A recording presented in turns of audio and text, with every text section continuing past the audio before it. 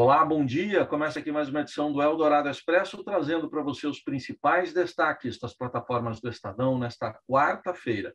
Oi, Carol, bom dia. Oi, Heisen, bom dia para você, bom dia a todo mundo. O Estadão está numa cobertura especial da COP26, a Conferência das Mudanças Climáticas da ONU, que ocorre em Glasgow, na Escócia, e acordos importantes foram anunciados nas últimas horas, com participação do Brasil. Um que chamou atenção, até surpreendeu, foi a adesão ao Brasil a um acordo de mais de 100 países para reduzir em 30% até 2030 a emissão de gás metano, que tem uma forte produção na pecuária, por exemplo, e daí poderia haver uma resistência do Brasil.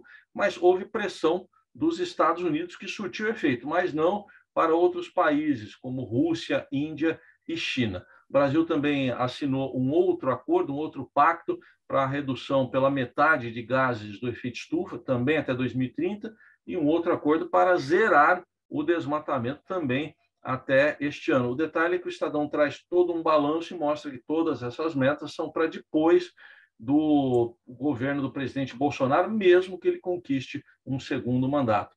A cobertura em tempo real você também acompanha nas plataformas do Estadão. E os Estados Unidos começam ainda hoje a vacinar crianças acima de 5 anos contra a Covid com o imunizante da Pfizer.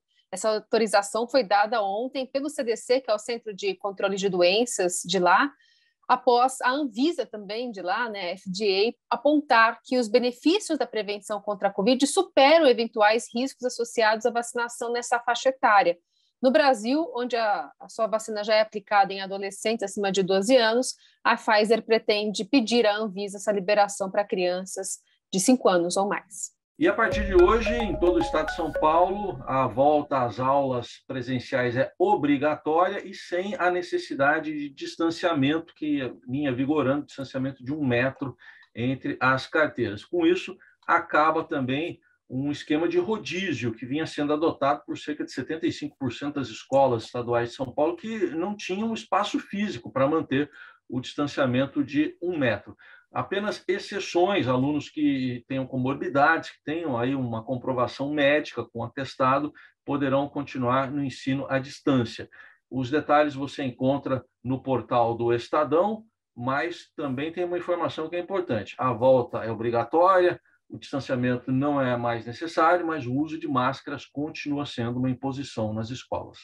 Negociações em torno da PEC dos precatórios, que libera 83 bilhões de reais para a criação, por exemplo, do Auxílio Brasil e outras demandas, né, como Bolsa Diesel, pagamento de emendas aos parlamentares, se intensificaram desde ontem, enquanto o governo tenta angariar pelo menos 308 votos para aprovar essa proposta.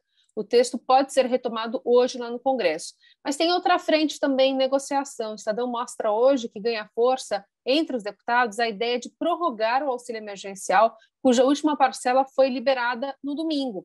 E na mesa de discussões está a proposta para fatiar, por exemplo, o pagamento dos precatórios da União com estados decorrentes do Fundef, que é o Fundo para a Educação Básica.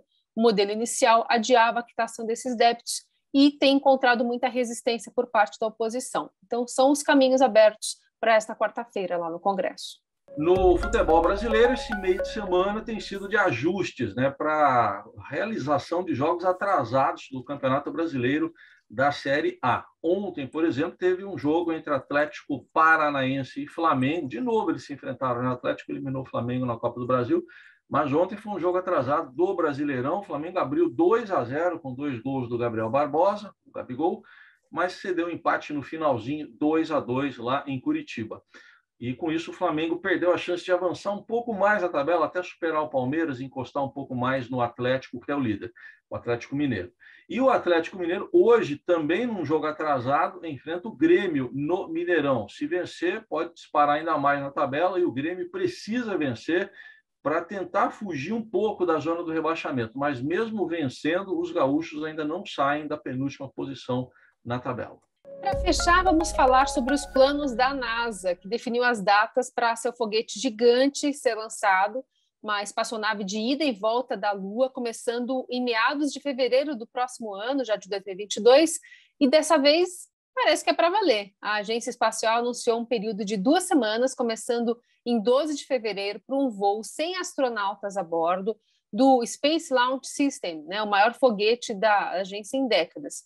Ele vai levar a Orion, uma cápsula ali para transportar astronautas para o espaço profundo, em uma viagem sem tripulação que orbita a Lua e depois retorna à Terra.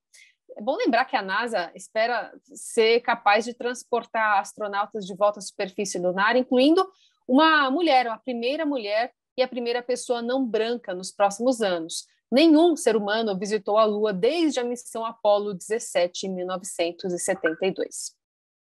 Estas e outras notícias você acompanha nesta quarta nas plataformas do Estadão. Um ótimo dia para você. Até amanhã. Até amanhã.